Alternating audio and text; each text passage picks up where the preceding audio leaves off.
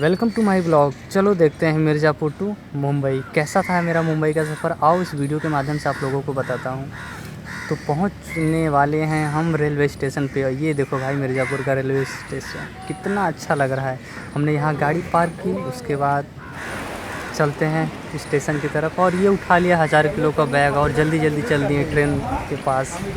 पता लग रहा था कि ट्रेन लेट होने वाली है। इसी विषय में हम लोग बात करते करते वहाँ से फाइनली बाहर निकलते हैं स्टेशन से, और जिस प्लेटफॉर्म नंबर पे ट्रेन आने वाली रहती है वहाँ चलने की कोशिश करते हैं। सामने 2 सारथी और भी लगे थे, ज़ोरों शोरों से काम जारी था। उसके बाद चलते हम लोगों ने देखा कि ट्रेन आने ही वाली है। ट्रैक पे इधर उधर हमने देखा तो ट्रेन हम लोग को कहीं पे भी दिखाई नहीं दिया। अचानक से ट्रेन आई, वो भी 1000 किलोमीटर की स्पीड से। भाई साहब, ये हम लोगों के कहने पर भी नहीं होती।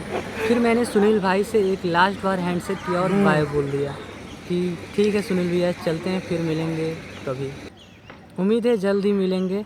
दूर से ही बाय करते हुए, और वो भी करते ये बहुत ही अच्छे हैं। लव यू सुनील भैया मेरा।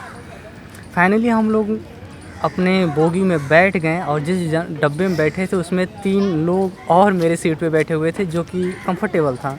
और एक नन्हा सा प्यारा सा बच्चा मिला, इसको बोल रहे थे कि कैमरे की तरफ हाई करो, पर इसका इशारा मेरे को समझ नहीं आ रहा था ये क्या चाहता है। बोल रहा था कि दिल मांगे मोर।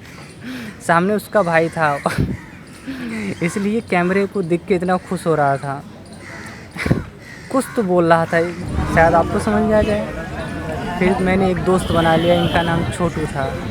फिर मैंने सोचा कि यार चलो इस बच्चे के साथ कुछ प्रैंक ही करते हैं।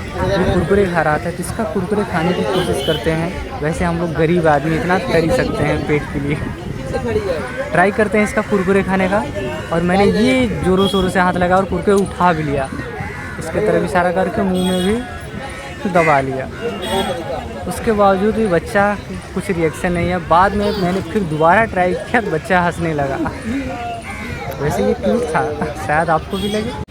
ये छोटी सी गुड़िया डायलॉग सुनाने लगी। मैंने बोला कि चलो कुछ डायलॉग सुनाओ। इसका डायलॉग सुनने के बाद मैंने तुरंत ही अपने छोटू भाई से बोला 10 रुपये काटो इसके ओवर एक्टिंग। तो उसने काट भी लिए, लेकिन जेब में से दूसरे 10 रुपया उसने दिया। फिर सामने भाई लिए, भाई ने भी 10 रुपये दिया। अच्छा दे दी।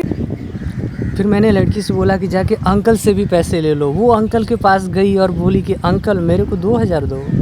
मैंने अंकल से बोला अंकल इसको 50 ही देना, नहीं आपको ठग के ये चली जाएगी। अंकल ने जैसे तैसे 50 रुपये निकाले और जेब में से दिए उसको। इतनी अच्छी जगह देख के मेरी आंखें 4-4 इंची बड़ी होने लगी। लिटरली मैं खिड़की के बाहर निकल के देखने की कोशिश करने लगा। खुफिया सूत्रों के मुताबिक मुझे यहाँ पता चला था कि यहाँ पे ही कसूरी मेथी की खेती होती है, जहाँ लोग कसूरी मेथी बेच के करोड़पति हो गए। अब ये देख सकते हो लाल रंग की घर जो है, इसकी करीब बोली लगी थी 3 करोड़ कुछ रुपए। मैंने अपने पीए से बोला कि ज़रा तुम भी मुआयना कर आओ, क्या यहाँ पे कसूरी मेथी की खेती करना पॉसिबल है। पीए उधर उधर देखता है, बोला हाँ यहाँ कसूरी मेथी की खेती कर सकते हैं हम, और मुंबई ले जाके भेज भी सकते हैं। वो जो बिल्डिंग देख रहे हैं सामने, वो इन फ्यूचर में हम लोग बाई करने वाले हैं। साथ ही हमें वहाँ अवंतिका की हवेली दिखी। वो बात अलग है कि यहाँ अब कुकुर और बिलार रहते हैं, और साथ में कुछ जानवर और भी। आते आते हम लोगों को रास्ते में देखा कि भीड़ वाली ट्रेन चल रही थी। बाद में लोकल लोगों ने बताया कि ये लोकल ट्रेन है। भाई साहब, ये सब देख के मेरी आंखें खुली के खुली रह गई। साथ ही इतने बड़े बड़े मकान की भाई कैमरे में तो छोटे ही दिख रहे थे। कहते हैं जितनी चादर उतने ही पैर फैलाओ। मैं ऐसा नहीं कहता, जितनी बड़ी चादर उससे कहीं ज़्यादा पैर फैलाओ और इस छत पे चढ़ जाओ।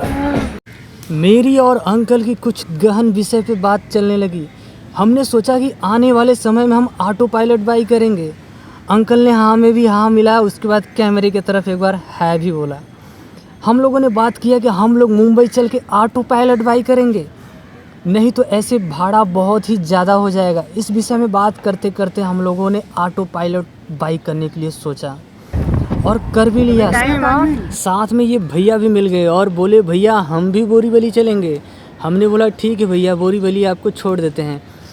वो तो छोड़ो, जो लोको पायलट हम लोगों ने बाई किया था भाई साहब, ये लोको पायलट तो बहुत ही फेंकू थे। ये बोल रहे थे कि हम लोगों का 12 ट्रेन और 2-3 फाइटर जेट चलते हैं। ये सब बातें सुन के ये हमने बोला कि भैया तब तो आपकी टेम्पो भी उड़ती होगी। ये बोले कि हाँ, अगर रोड थोड़ी और चौड़ी हो तो शायद टेम्पो भी उड़ा देते हैं। उसके बाद टेम्पो वाले भैया ये कार वाले से रेस करने लगे। कार वाला भी जीत पे ले लिया। भाई आज तो मैं पीछे छोड़ ही दूँगा। फ़ोन बंद होने के कारण मैंने आगे का और वीडियो शूट नहीं कर पाया। उम्मीद है आपको वीडियो ये अच्छा लगा होगा। अगर अच्छा लगा होगा तो कमेंट बॉक्स में ज़रूर अपना फीडबैक देना। अपने देखने का नज़रिया बदलो। लाइव बहुत अच्छी है, बहुत सुंदर है। लव यू सबको।